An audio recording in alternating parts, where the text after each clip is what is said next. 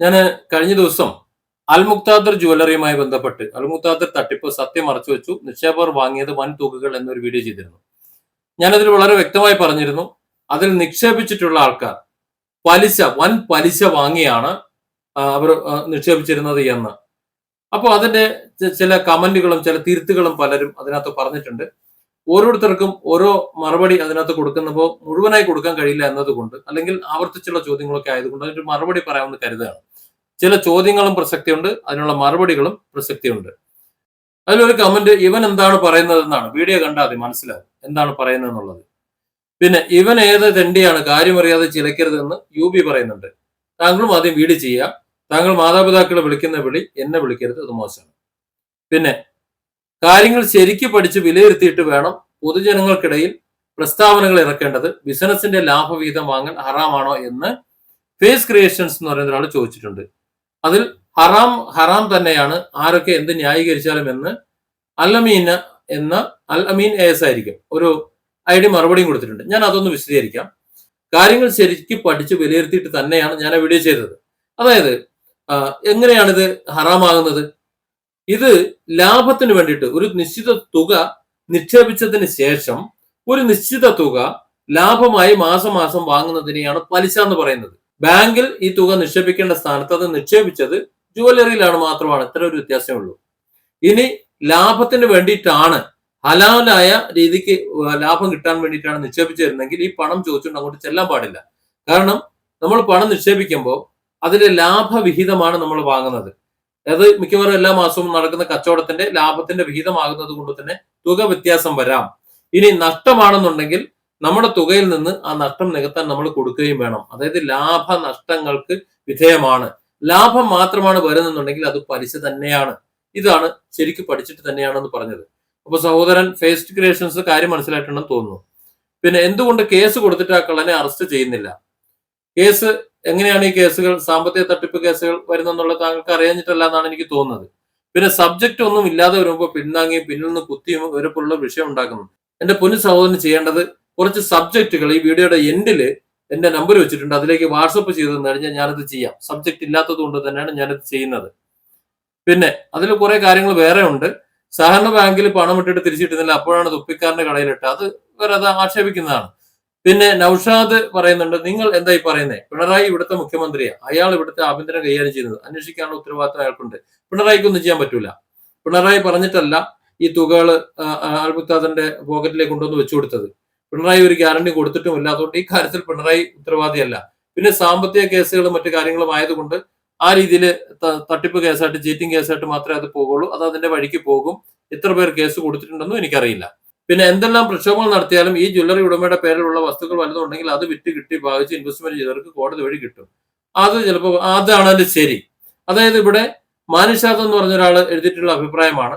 എന്തൊക്കെ ഉണ്ടെങ്കിലും മര്യാദയ്ക്ക് കേസും കൊടുത്ത് കാര്യങ്ങൾ നടത്തി നിൽക്കുകയാണെന്നുണ്ടെങ്കിൽ ഇവർക്ക് എന്തെങ്കിലും സ്വത്തുവകകൾ ഉണ്ടെങ്കിൽ അത് പിടിച്ചെടുത്ത് അത് ലേലം ചെയ്ത് കിട്ടുന്ന ആളോഹരിയായിട്ട് അവർക്ക് കിട്ടിയാൽ കിട്ടി. അതിന് നോക്കാൻ പറ്റുള്ളൂ.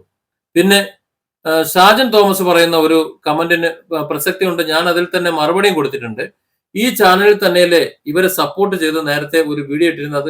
ഇപ്പോൾ കഷ്ടം എന്ന് പറഞ്ഞാൽ ഞാൻ അന്നിട്ടിരുന്ന വീഡിയോ മാറ്റി പറഞ്ഞതാണ്. ഒരിക്കലും അല്ല. ഞാൻ പറഞ്ഞിരുന്നത് ഒരു സ്ഥാപനം തകരുന്നത് എങ്ങനെയെന്നും ആ തകർന്നു കഴിഞ്ഞാൽ അവരെ അതിൽ നിന്ന് പണം വാങ്ങിയെടുക്കേണ്ടത് എങ്ങനെയെന്നുമാണ്. അതായത് ഒരു സ്ഥാപനം തകരുന്ന ഒരുപാട് സ്ഥാപനങ്ങൾ ഉണ്ടെങ്കിൽ ഏതെങ്കിലും ഒരു സ്ഥാപനം പൂട്ടിയാൽ കച്ചവടം നഷ്ടമാണെങ്കിൽ പൂട്ടും. ഉടനെ അവിടുത്തെ തൊഴിലാളികളോ അവിടുത്തെ നിക്ഷേപകരോ അല്ലെങ്കിൽ മറ്റുള്ളവർ അവരെല്ലാവരും കൂടി ആ സ്ഥാപനം പൂട്ടിയേ എന്ന് പറഞ്ഞിട്ട് അങ്ങോട്ട് പ്രചരിപ്പിക്കും. അതോടുകൂടി മുഴുവൻ സ്ഥാപനങ്ങളും പൂട്ടുന്ന ഒരു സാഹചര്യം വരും. കാരണം നിക്ഷേപമായിട്ട് വാങ്ങുന്ന തുകകളെല്ലാം അവിടെ കൊണ്ട് അലമാരയിൽ അട്ടിവെക്കുകയല്ല ചെയ്യുന്നത്. അവർ പ്രൊഡക്റ്റുകളായും മറ്റിടങ്ങളിലെ നിക്ഷേപങ്ങളായും പ്രോപ്പർട്ടികളായും ഒക്കെ ആ പണം പല വഴിക്ക് പോയിരിക്കുകയാണ് ചെയ്യുക.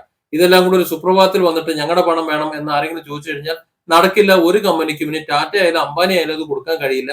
ഞാൻ ആ കാര്യമാണ് ഇവിടെ ചൂണ്ടിക്കാണിച്ചത്. അതുകൊണ്ട് അത് നയപരമായി കൂടെ നിന്നുകൊണ്ട് ആ സ്ഥാപനം തുറക്കാൻ അനുവദിച്ചുകൊണ്ട് കുറേശ്ശെ ഓരോരുത്തരുമായിട്ട് അതിന്റെ പണം ആദ്യം ഉള്ളവർക്ക് അല്ലെങ്കിൽ മുൻഗണന അനുസരിച്ചിട്ട് ആ പണം വാങ്ങിയെടുക്കാനുള്ള കാര്യങ്ങൾ ചെയ്യണം. സമാധാനപൂർവ്വമായി അവരെ തുറന്ന് പ്രവർത്തിക്കാൻ അനുവദിക്കണമെന്നാണ് ഞാൻ പറഞ്ഞത്. അങ്ങനെ മാത്രമേ പണം വാങ്ങിയെടുക്കാൻ പറ്റൂ. എന്നാൽ ഈ നിക്ഷേപകരിൽ ഒരു വിഭാഗം അല്ലെങ്കിൽ മറ്റുള്ളവരെല്ലാം കൂടി എവിടെ തുറക്കുന്നുണ്ടോ അവിടെ തള്ളിക്കയറി വലിയ അക്രമങ്ങൾ ഉണ്ടാക്കാൻ ശ്രമിച്ചപ്പോൾ എവിടെയും തുറക്കാൻ കഴിഞ്ഞില്ല. അതുകൊണ്ട് എന്തായി? മുഴുവൻ പണവും പോയി. ഇതാണ് ഞാൻ പറഞ്ഞത്. ഇതിലെവിടെയാണ് തെറ്റ്? പിന്നെ KK രാജഗോപാലൻ നായർ 8035 പറഞ്ഞിട്ടുള്ള ഒരു കമന്റ്, പാവങ്ങൾ സ്വർണം വാങ്ങാൻ ജ്വല്ലറി പണം നിക്ഷേപിച്ചാൽ അതിന് എങ്ങനെയാണ് പലിശ എന്ന് നീ പറയുന്നത്? എഴുന്നേറ്റ് പോടാത്ത. ആദ്യം പറഞ്ഞത് അയാളുടെ അമ്മയെയും രണ്ടാമത് പറഞ്ഞത് അയാളുടെ അപ്പനെയും ആയതുകൊണ്ട് ഞാൻ അത് ഒഴിവാക്കുന്നു. പാവങ്ങൾ സ്വർണം വാങ്ങാൻ വേണ്ടി നിക്ഷേപിച്ചതാണ് എന്നുണ്ടെങ്കിൽ ആ സ്വർണം വെറുതെ അങ്ങ് നിക്ഷേപിച്ചതാണോ? വലിയ ലാഭം കണ്ട് നിക്ഷേപിച്ചതല്ലേ? ഇവിടെ നിക്ഷേപ തട്ടിപ്പുകളെല്ലാം നല്ലോണം നടക്കുന്നുണ്ടല്ലോ. അതൊക്കെ കണ്ടറിഞ്ഞിട്ട് കൊണ്ടുവന്ന് കൊടുക്കുന്നതിന് നമ്മൾ പണം കൊടുക്കുന്നതിന് മുമ്പ് നമുക്കറിയില്ലേ ഇത് നമുക്ക് സാധ്യമാണോ എന്ന്? ഇപ്പോഴത്തെ സ്വർണ്ണവില നമുക്കറിയാം. അതിൽ എന്നാണോ നമുക്ക് സ്വർണം കിട്ടുന്നത് അന്നത്തെ സ്വർണ്ണവില നമുക്ക് ചിന്തിക്കാം. അപ്പോ ഇന്നത്തെ സ്വർണ്ണവിലയ്ക്ക് അന്ന് സ്വർണം തരാൻ കഴിയില്ല എന്ന് ഈ പണം കൊടുക്കുമ്പോൾ തന്നെ അറിയില്ലേ? അറിയണം. അത് ഇനിയുള്ള നിക്ഷേപകർ അറിയണം. ഇതാണ് നോക്കുന്നത്.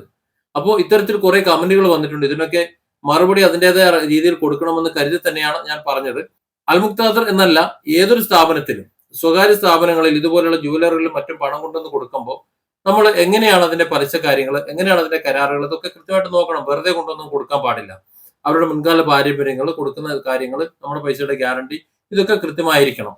അല്ലാന്നുണ്ടെങ്കിൽ ഉള്ള പലിശ തരാം അല്ലെങ്കിൽ വൻ ലാഭം തരാം എന്നൊക്കെ പറഞ്ഞുകൊണ്ട് ഇത്തരത്തിൽ ആൾക്കാർ നിക്ഷേപം സ്വീകരിക്കാൻ വരുമ്പോൾ അത് ഒരിക്കലും സാധിക്കില്ല എന്ന് സാമാന്യ ബുദ്ധിയുള്ള മാമുണ്ണുന്നവർക്ക് അറിയാമല്ലോ, ഇല്ലേ? അങ്ങനെ മാമുണ്ണുന്നവർക്ക് അറിയില്ല എന്നുണ്ടെങ്കിൽ അറിയണം. അത്ര മാത്രമേ പറഞ്ഞുള്ളൂ. അപ്പൊ അൽമുക്താദർ എന്ന് പറയുന്നത് അന്ന് അതിന്റെ തുടക്കകാലത്തൊക്കെ അവർ പിടിച്ചു നിൽക്കാൻ ശ്രമിച്ചിരുന്നു. ഞാനും അവരുമായി സംസാരിക്കുകയും ചെയ്തിരുന്നു. അതിന്റെയൊക്കെ അടിസ്ഥാനത്തിലാണ് ഞാനും സംസാരിച്ചിരുന്നത്. അവർ പറഞ്ഞിരുന്നു ഞങ്ങൾക്ക് വലിയ പ്രതിസന്ധി ഉണ്ട്, എല്ലാവരും കൂടി ഒരുമിച്ച് പൈസ ചോദിക്കുന്നതുകൊണ്ടാണ് ഞങ്ങൾക്ക് എടുത്തു കൊടുക്കാൻ കഴിയാത്തത്. അത് കുറേശ്ശെ ആണെങ്കിൽ നമുക്ക് എല്ലാവരുടെയും പണം കൊടുക്കാനുള്ള മുതൽ ഇപ്പോഴും നമ്മുടെ കയ്യിലുണ്ട്. പക്ഷെ ഇപ്പോഴത്തെ ഈ അവസ്ഥ ഇങ്ങനെ പോയാൽ നമുക്ക് ഒരു സ്ഥാപനം തുറക്കാൻ കഴിയാത്ത ഒരു സാഹചര്യം വന്നാൽ ഇത് പിന്നീട് ഒന്നും കൊടുക്കാൻ പറ്റാത്ത സാഹചര്യം വരും എന്ന് അദ്ദേഹത്തെ കിട്ടുന്ന സമയത്ത്, അതായത് ഈ പറഞ്ഞ ആളെ കിട്ടുന്ന സമയത്ത്, ഓണറെ കിട്ടുന്ന സമയത്ത്, ഏത് നമ്മളെ തൊപ്പിക്കാരൻ താടിയൊക്കെ വെച്ച ആളുണ്ടല്ലോ മുതലാളി, അദ്ദേഹത്തോടുമായി അന്ന് സംസാരിച്ച സമയത്ത് പറഞ്ഞിരുന്നു. അത് ശരിയുമായിരുന്നു. കാരണം ഞാനും ഒന്ന് രണ്ട് പ്രസ്ഥാനങ്ങൾ നടത്തുന്ന ഒരു വ്യക്തിയാണ്. നമുക്കും അറിയാം നമ്മുടെ ഇൻവെസ്റ്റ്മെന്റും മറ്റുള്ളവരും എന്റെ യൂട്യൂബിലെ എന്റെ വീഡിയോ കാണുന്നവരടക്കം അതിനകത്ത് പണം നിക്ഷേപിച്ചിട്ടുണ്ട്. അപ്പൊ അത്തരത്തിലുള്ള ആൾക്കാർ തന്നെയാണ് അതിനെ കൊണ്ടുപോകുന്നതും. ഇവരെല്ലാവരും കൂടി നാളെ ഒരുമിച്ച് പണം വേണം എന്ന് പറഞ്ഞുകൊണ്ട് എന്റെ അടുത്ത് വന്നാൽ ഇത് തന്നെയാണ് സംഭവിക്കുക. അപ്പൊ അതുകൊണ്ട് ഞാനത് അന്ന് പറഞ്ഞതാണ്. നിക്ഷേപിക്കുമ്പോൾ സുരക്ഷിതമായി നിക്ഷേപിക്കുക. അമിതമായിട്ടുള്ള ലാഭം, അതിന് പലിശ എന്നുള്ളത് ഞാൻ തിരിച്ചെടുക്കുന്നു. അമിതമായ ലാഭം അത് ആഗ്രഹിച്ചുകൊണ്ട് നിങ്ങൾ ചെയ്യരുത്. ലാഭവിഹിതമാണ് കിട്ടുന്നുണ്ടെങ്കിൽ നിക്ഷേപിക്കുക. ലാഭവും നഷ്ടവും ഒരുപോലെ വഹിക്കാൻ പറ്റുന്നുണ്ടെങ്കിൽ മാത്രം കച്ചവടത്തിൽ ഷെയർ ചെയ്യുക. അല്ലാന്നുണ്ടെങ്കിൽ ഇങ്ങനെയുള്ള വ്യക്തികൾക്ക് കൊണ്ടുവന്ന് പണം കൊടുക്കുന്നതിന്റെ സ്ഥാനത്ത് നേരെ ബാങ്കിൽ കൊണ്ട് നിക്ഷേപിക്കുക. ബാങ്കുകൾ പിന്നെ കാര്യങ്ങൾ നോക്കിക്കോളും. ഒരു മാന്യമായ ലാഭം നിങ്ങൾക്ക് തരികയും ചെയ്തോളും. Different angles. Don't forget to subscribe and support this channel.